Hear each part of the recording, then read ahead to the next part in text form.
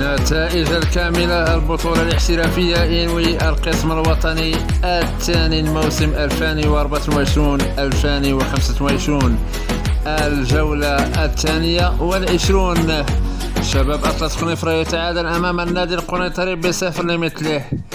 الوداد الفاسي ينهزم أمام اتحاد يعقوب المنصور ب3 أهداف مقابل هدفين.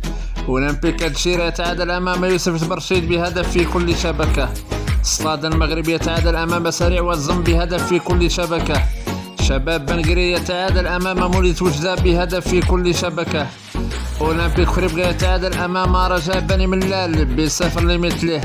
الراسينغ الرياض يتعادل أمام شباب المسيرة بهدف في كل شبكة. الاتحاد الإسلامي الوجدي ينهزم أمام الكوكب المراكشي ب2-0.